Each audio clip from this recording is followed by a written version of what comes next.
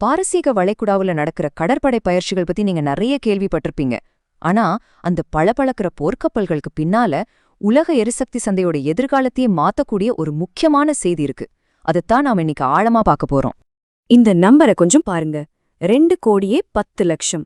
இது சும்மா ஒரு புள்ளி விவரம் கிடையாது. ஒவ்வொரு நாளும் ஹார்மோஸ் ஜலசந்தி வழியா போற கச்சா எண்ணெய் பீப்பாய்களோட எண்ணிக்கை இது. இன்னும் சொல்லப்போனா இதுதான் உலக பொருளாதாரத்தோட உயிர்நாடி. ஹார்மோஸ் ஜலசந்தி மாதிரி ஒரு நெரிசல் புள்ளி ஏன் இவ்ளோ முக்கியம்னா, அதோட மிக குறுகலான இடத்துல வெறும் 21 மைல் தான் அகலம். இங்க ஒரு சின்னதா பிரச்சனை வந்தா கூட அதோட தாக்கம் உலக அளவுல பெட்ரோல் டீசல் விலையில உடனே தெரியும். அதனால இதோட பாதுகாப்பு ரொம்ப ரொம்ப முக்கியம். அப்போ உலகத்தோட இந்த மிக முக்கியமான நீர்வழி பாதையோட நுழைவாயில்ல இவ்வளவு பெரிய சிக்கலான கடற்படை பயிற்சிகளை நடத்துறது யாரு? வாங்க பார்க்கலாம். இங்கே யாரெல்லாம் இருக்காங்கன்னு பார்த்தாலே ஒரு கதை புரியும் பாருங்க. ஈரான், ரஷ்யா, அப்புறம் சீனா. இது ஏதோ தற்செயலா நடந்த கூட்டணி கிடையாது. இது கடல்சார் பாதுகாப்பு வலயம் 2026 அப்படிங்கிற பேர்ல நடத்தப்படுற ரொம்ப தெளிவா திட்டமிடப்பட்ட ஒரு புவிசார் அரசியல் நகர்வு. அதனால இது வெறும் ஒரு டெக்னிக்கல் ட்ரில் மட்டும் இல்ல. இது ரொம்ப கவனமா இந்த உலகுக்கு அனுப்பப்படுற ஒரு பவர்ஃபுல்லான ஜியோபொலிட்டிக்கல் மெசேஜ். இந்த மேற்கோள் அவங்களோட நோக்கத்தை அப்படியே வெளிச்சம் போட்டு காட்டுது. ரஷ்ய அதிபரோட உதவியாளர் நிக்கோலாய் பெட்ருஷேவ் என்ன சொல்றாருன்னா, நாங்க மேற்கத்திய மேலாதிக்கத்துக்கு பதிலா கடல்கள்ல ஒரு புதிய பலமுனை உலக ஒழுங்க உருவாக்குறோம்னு சொல்றாரு. இது ஏதோ மறைமுகமா சொல்ற செய்தி இல்ல, இது ஒரு நேரடியான அறிவிப்பு.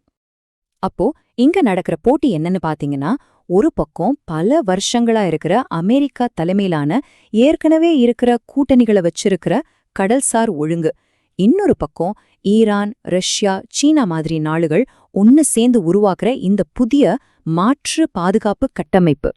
சரி, இந்த அரசியல் அறிக்கைகள்லாம் ஒரு பக்கம் இருக்கட்டும். உண்மையிலே களத்துல அவங்களோட உண்மையான கூட்டுத்திறன் எப்படி இருக்குன்னு பாப்போம். கடத்தப்பட்ட ஒரு வர்த்தக கப்பலை மீட்கிறது மாதிரி ஒரு சிக்கலான பயிற்சியை ஏன் செய்யறாங்கன்னா, ஏன்னா இது அவங்களோட கடற்படைகள் எவ்வளவு நேர்த்தியா எவ்வளவு துல்லியமா ஒன்னு சேர்ந்து வேலை செய்ய முடியும்னு நிரூபிக்குது. வானத்திலிருந்து உளவு பார்த்து டார்கெட்டை கண்டுபிடிக்கிறதுல இருந்து ஸ்பெஷல் ஃபோர்ஸ் அதிரடியா கப்பலுக்குள்ள இறங்கி அதை கட்டுப்பாட்டுக்குள்ள கொண்டு வர வரைக்கும் எல்லாமே ஒரே நோக்கத்துக்காக நடக்குது. இந்த ஸ்லைட்ல இருக்கிற பயிற்சிகளோட லிஸ்ட பாருங்க.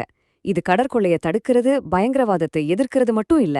தகவல் தொடர்பு, தந்திரோபாய அணிவகுப்புகள்னு 3 தனித்தனி கடற்படைகளும் எப்படி ஒரே படையா செயல்படுறதுன்னு இதுல பிராக்டிஸ் பண்றாங்க. இது அவங்களோட கூட்டு பாதுகாப்பு திறனை பல மடங்கு அதிகரிக்குது. முக்கியமா இந்த பயிற்சி தனியா நடக்கல. இது ஒரு மிகப்பெரிய ஸ்ட்ராட்டஜிக் மூவோட வளர்ந்து வர்ற ஒரு கூட்டணியோட ஒரு முக்கிய பகுதி. இந்த டைம்லைனை பாருங்க. இது ஒரு தொடர்ச்சியான படிப்படியா வலுவாகிற ஒரு போக்க காட்டுது.